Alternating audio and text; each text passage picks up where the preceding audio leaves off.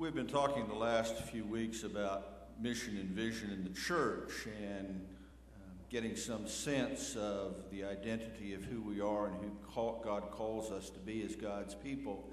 Most of you should have received a letter in this last week that talked about some of the work that we've been doing. You remember that we suggested that the mission of the church, not just this church, but God's universal church, is to introduce others to the love of God. And that there are some things that God might see and that the world might see if we're faithful to that. Those were also in the letter. That the God and the world would see a church that empowers relationships, that God and the world would see a church that provides connecting pathways which meet people at their point of need, that God and the world would see a church which provides structures for faith sharing and support and servant ministries. Neat words, huh? But events that happen, like those in Joplin last Sunday night, remind us that being the church is more than just words. That we can approve all of the vision and mission statements that we want to, but they don't make the ministry happen and they don't make the church faithful. I think there's a reason for that, and the reason is found in the reading from Ecclesiastes this morning. The author of Ecclesiastes talks about casting one's bread on the water because it will come back to you. Somebody once told me that when you cast your bread upon the water, all you get is soggy bread. And I suspect that maybe one of the reasons why it is difficult to cast our bread on the water, literally to share 7 or 8 different ways, is because somehow we're not quite sure what we're going to get back. And deep down inside, we're afraid maybe it's just going to be soggy bread. One of the things that the author of Ecclesiastes tells us is that in this world, we're called to share, we're called to plant, we're called to reap, and that's difficult. And he puts it like this. He says, those that look at the weather neither plant nor reap because they're afraid that somehow the weather is going to get in the way. It's either going to be too wet or too dry to produce a crop, and if the crop is there, it's going to be too wet or too dry to get it out, or the wind's going to come and knock it down, or the hail's going to come and take it out, and so we don't spend the time planting and reaping in ways that sow God's love for the people of God in God's kingdom. Because, well, it's really about faith. You see, faith has to do with existing in the not yet. Boy, those are powerful words.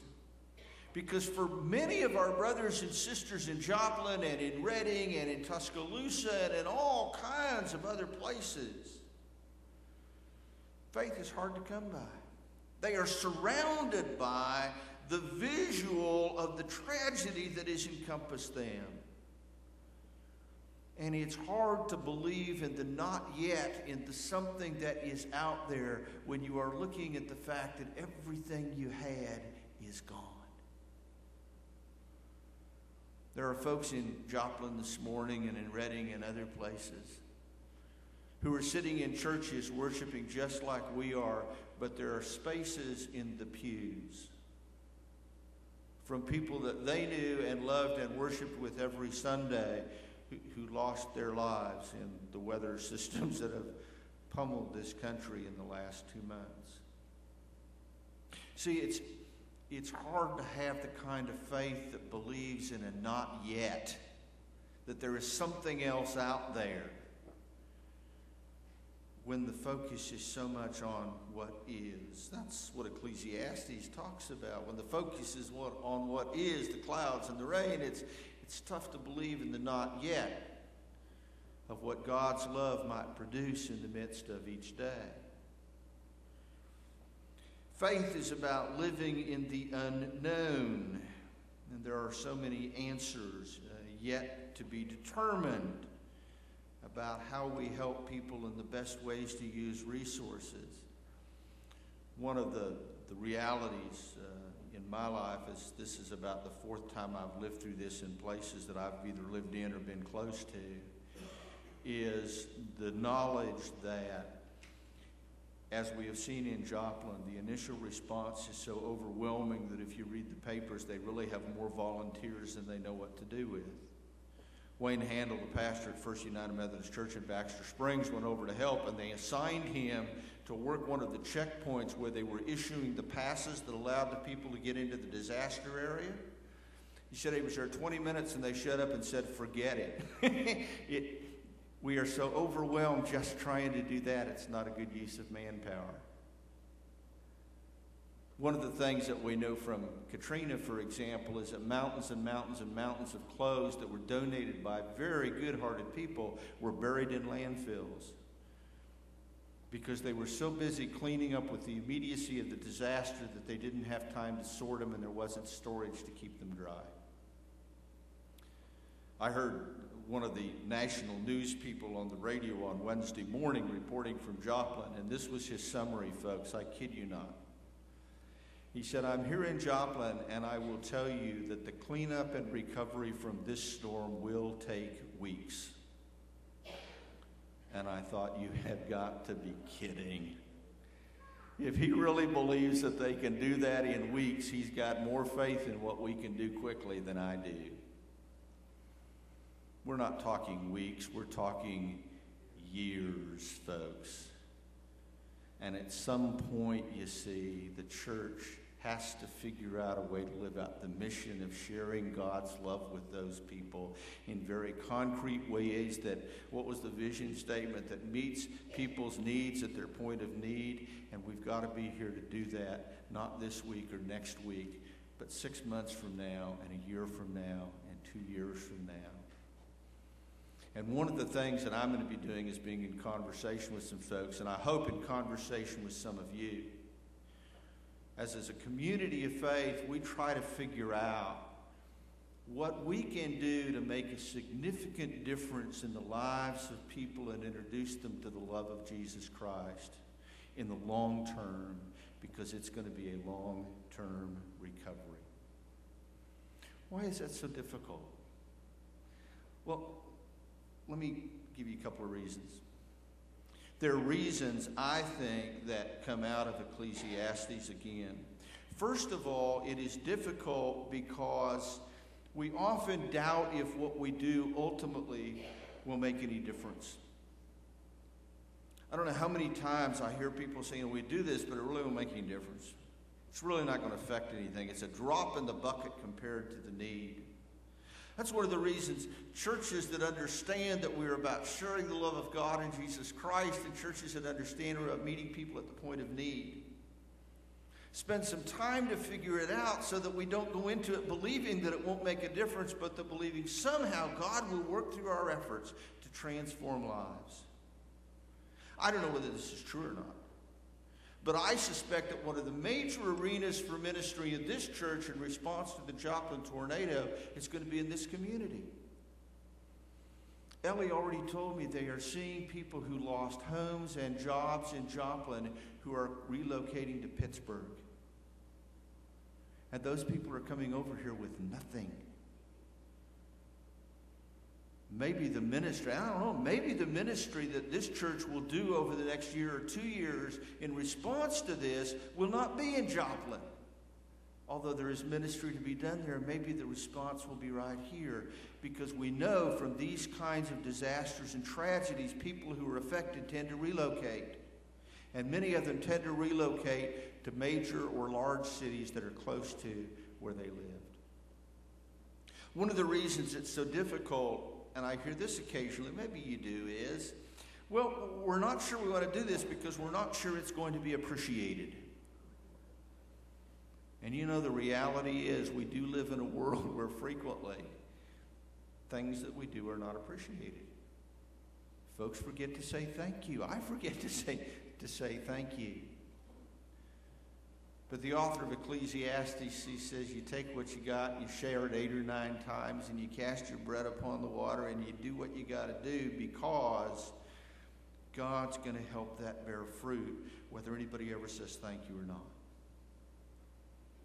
Sometimes we have doubts that keep us from reaching out to people because we wonder whether we will get any return.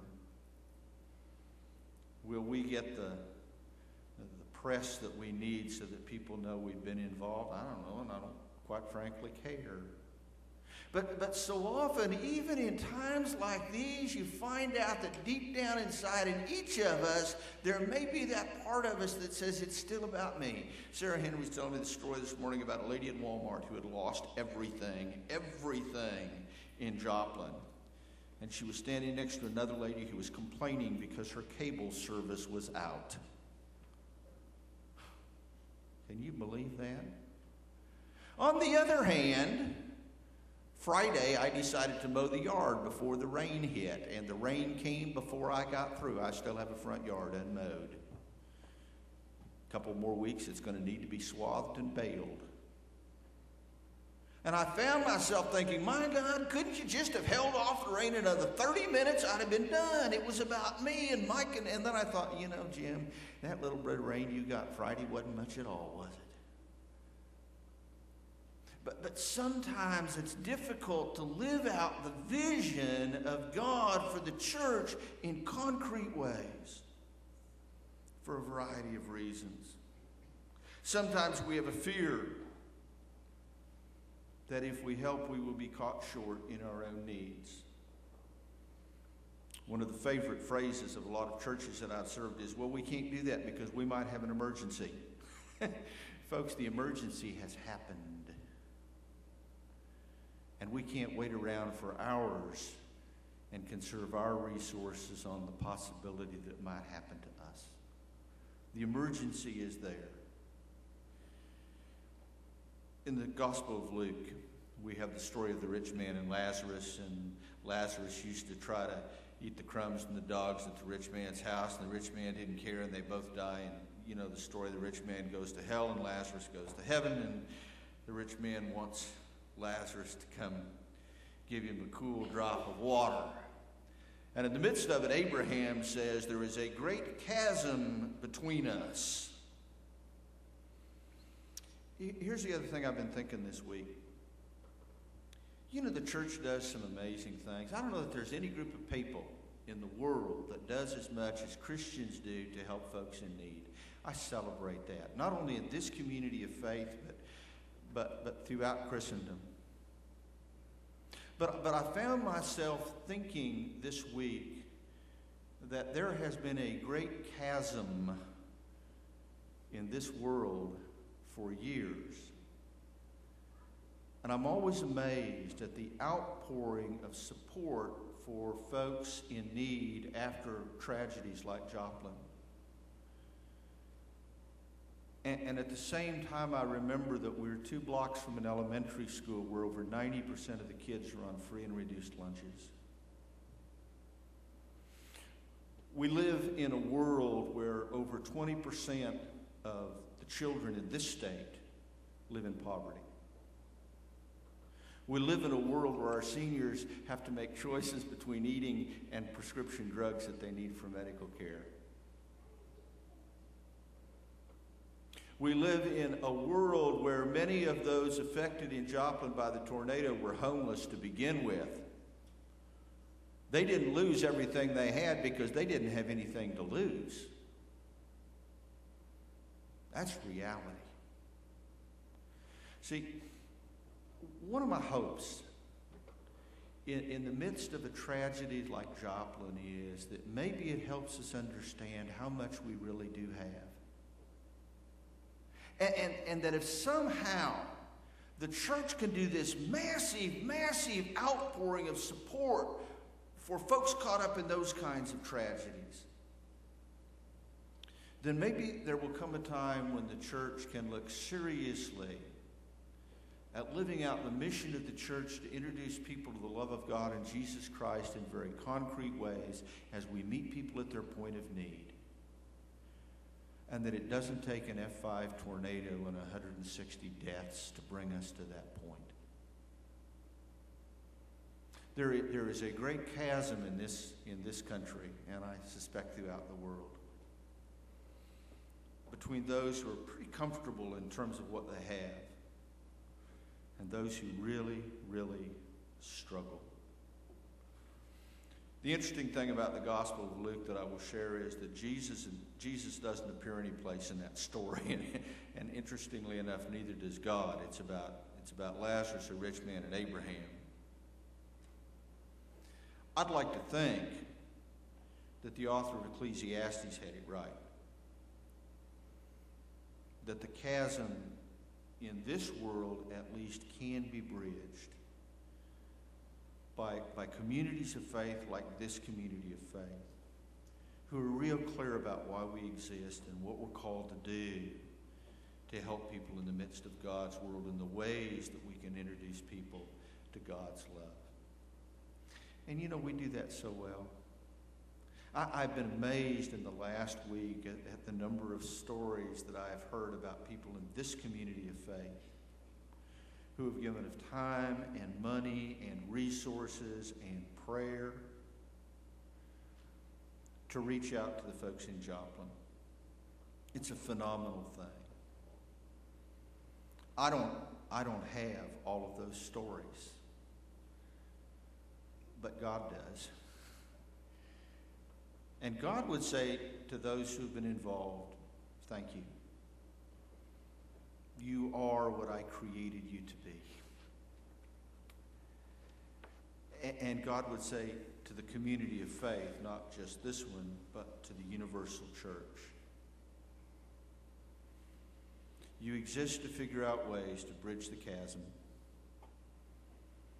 to build that pathway for folks to experience the love of God, even in great tragedy, in ways that transform lives. I hope that you all talk a lot. If you got good ideas, come to me. And I hope we can have some conversation about how we might live out that mission and vision in the world as a community of faith. Not just to meet immediate needs, because as I was reading the paper yesterday, it just seems they're overwhelmed with volunteers and water and clothes and food and, but how we can make a difference, not just in the next few weeks, but in the next few months and in the next couple of years. Maybe in Joplin and maybe here and wherever else the need exists. To the honor and glory of God. To the honor and glory of God.